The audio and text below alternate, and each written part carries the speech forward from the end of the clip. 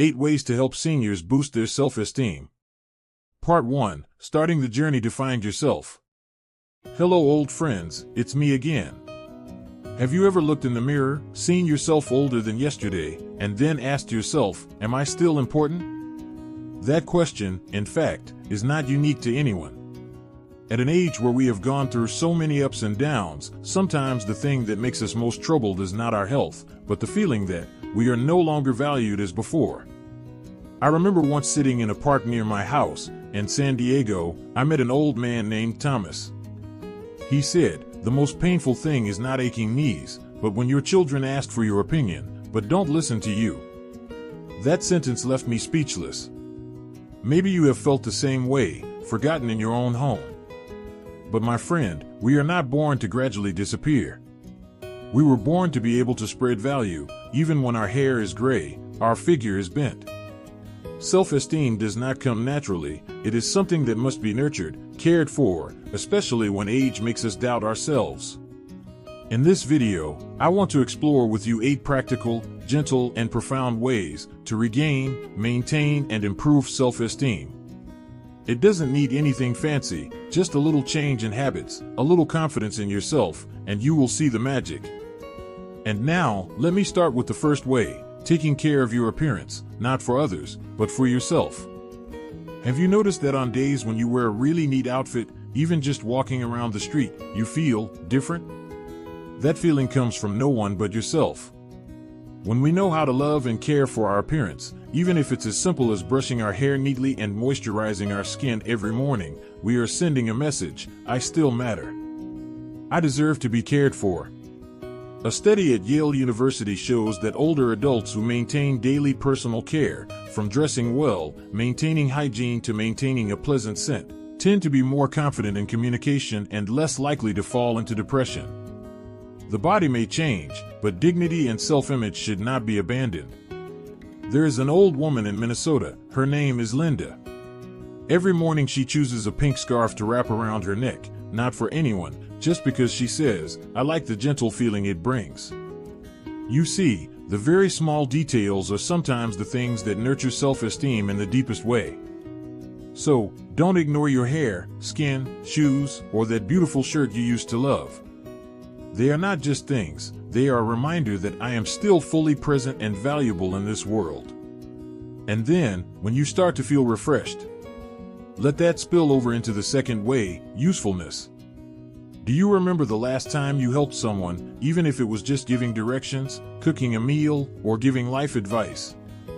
How did you feel? Was it a little happy, a little warm, and a little useful?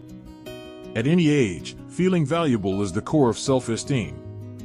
When we feel like we can help others, even in the smallest way, we feel we are still a meaningful part of this life. I have a friend named Robert who lives in Seattle. Every week he goes to the local library to read to children. I don't think the kids heard it all, he said, but I think they felt the patience and love in the voice of an old man. And the amazing thing was that, thanks to that, he felt like he was young again, confident, gentle, and full of energy. You don't have to do anything big to feel useful. Just watering your neighbor's plants when they're not home, just nodding and smiling at strangers in the supermarket, or writing a handwritten letter to a loved one, you are planting valuable seeds in the hearts of others. And each of those seeds is also a piece that helps rebuild your image of yourself, a kind person, a strong person, a person who still has a lot to give. After you have built up your self-esteem through self-care and realized that you are still useful, the third way, perhaps the most profound, but equally important, is to know how to say no when necessary. Many of us, as we get older, become more lenient with others, thinking I'm old, as long as I don't bother you, or well, it's okay to suffer a little to make the kids happy. But you know, every time we say yes in a forced way, we put the value of others above our own. Saying no does not mean being selfish.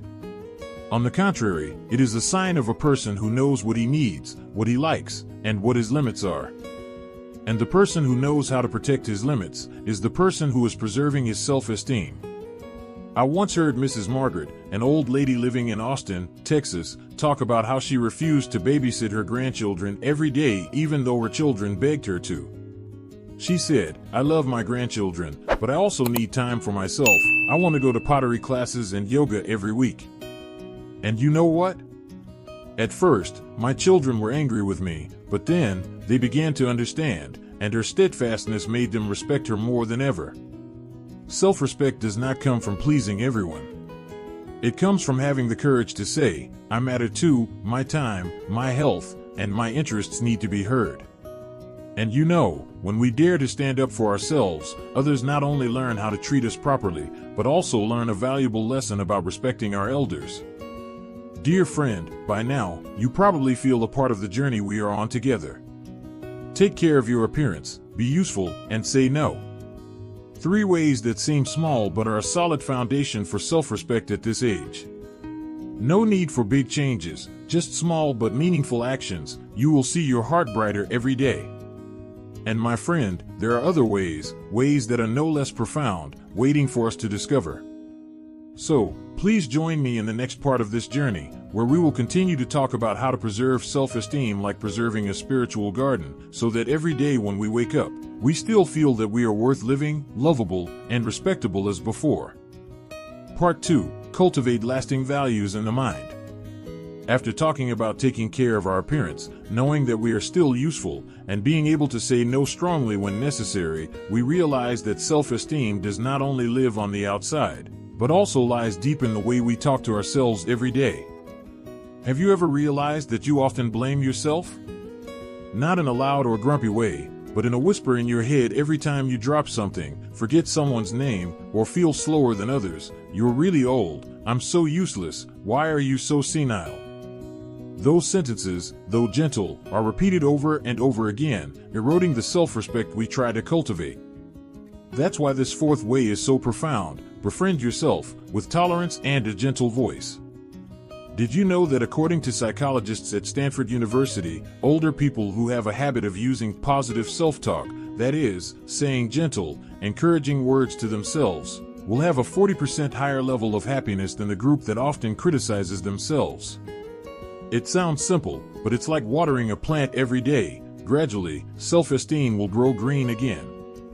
I know a man named John, who lives in Portland, Oregon, who stands in front of the mirror every morning and says 3 positive things about himself out loud.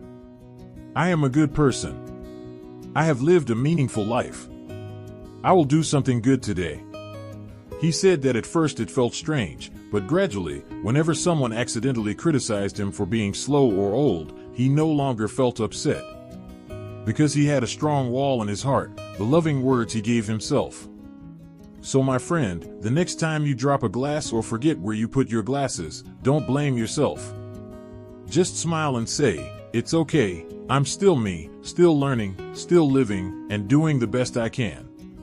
It's a small act, but it's powerful. And you'll see, when we become gentle with ourselves, self-esteem not only returns, but also spreads to the relationships around us. Which brings us to the 5th way, connecting with people of the same generation, to feel that you are not alone. One of the things that makes older people lose their self-esteem the most is the feeling of being left out. Children are busy, society moves too fast, and many close friends have drifted away. Those quiet moments, if not careful, can turn into feelings of abandonment, or worse, a feeling like a burden. But you know what? We don't have to endure that feeling alone. Across the U.S., from California to Florida, there are a growing number of community groups for seniors. They don't have to be large, they don't have to be loud, just a few friends of the same generation, sharing stories, cooking the same meal, taking a walk in the park. I once visited a club in the Chicago suburbs where a dozen or so 70 and 80-year-olds knitted together every week. Some knit sweaters for their grandchildren, some knit scarves to donate to hospitals, some simply knit for fun. But what is precious is not the product, but the way they look at each other, full of respect, sharing, and understanding. They do not need to try to prove anything, because everyone has gone through similar pain, loss, and joy. In that atmosphere, self-esteem does not need to be earned, it is naturally present. You can also start from the smallest thing, calling an old friend, joining a group at the community center, or simply chatting with your neighbors every morning. Connection does not need to be too much, just enough sincerity. And you will see, when you belong to a circle of kindness, no matter how small, you will feel valued, listened to, and recognized. That is a solid foundation for self-esteem to grow from within. But then, what can make the old years full of light, if we know how to touch it? That is the sixth way: find meaning in our own lives. Do you remember when you were young? Did you have dreams?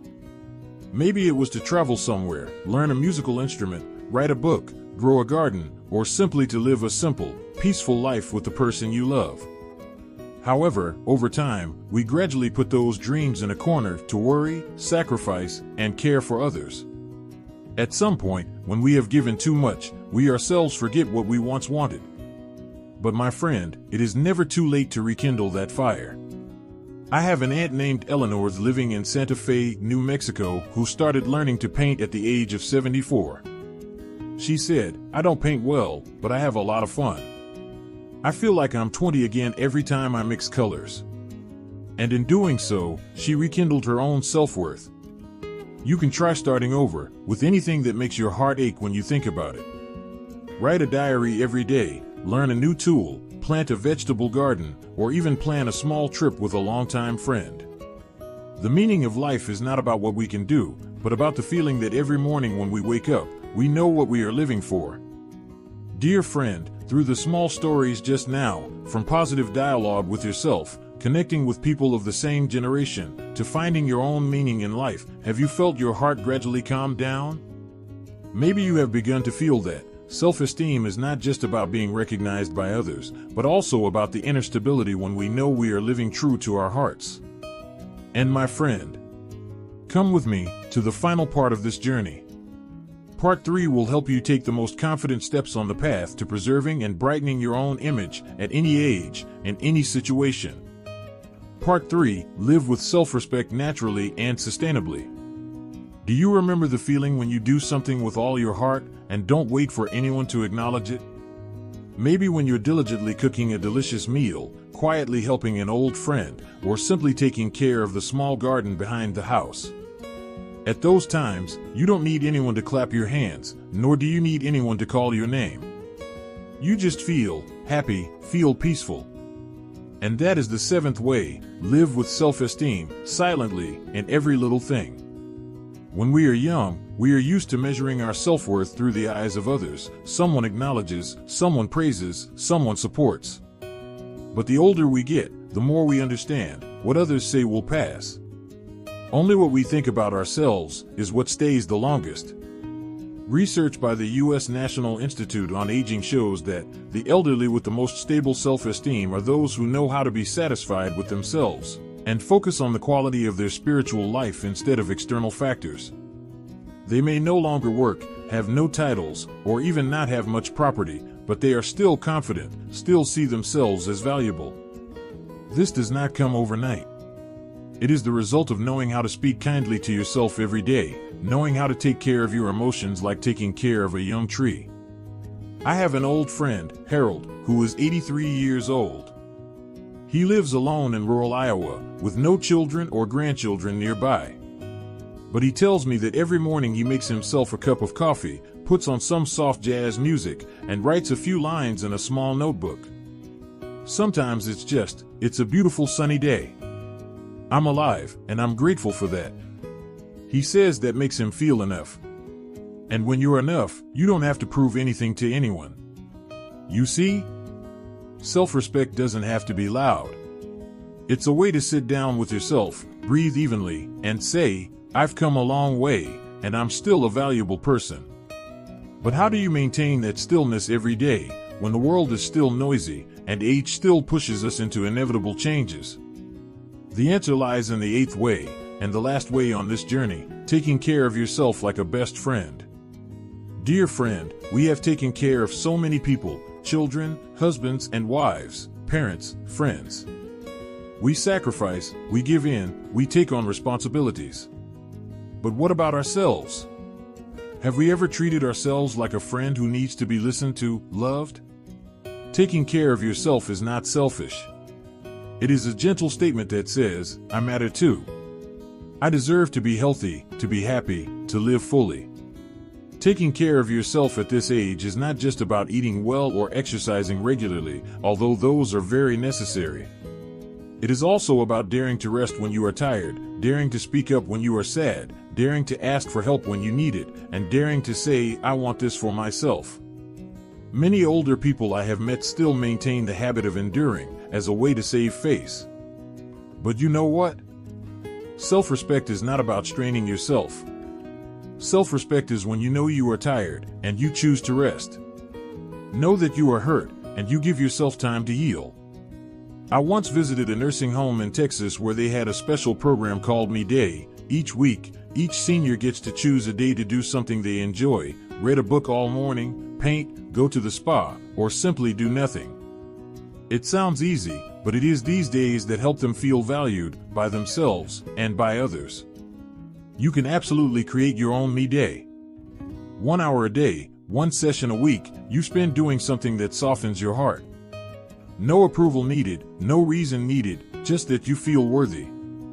And when you start living with tenderness for yourself, self-respect will no longer be something far away or difficult to maintain. It will be your breath, the way you look in the mirror every morning, the way you walk, slowly but confidently. Dear friend, maybe we are no longer as agile as before, no longer surrounded by as many people as before.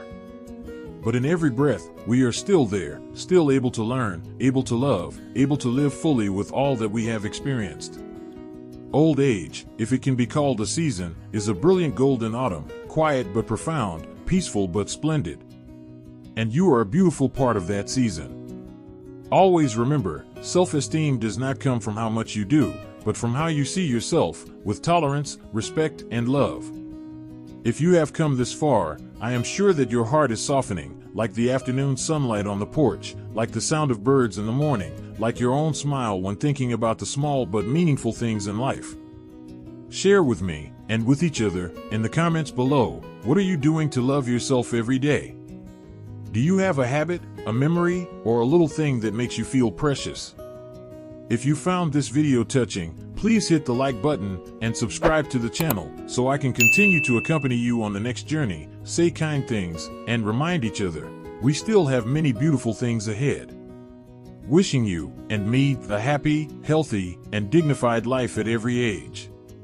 Thank you for listening. Goodbye and see you in the next videos.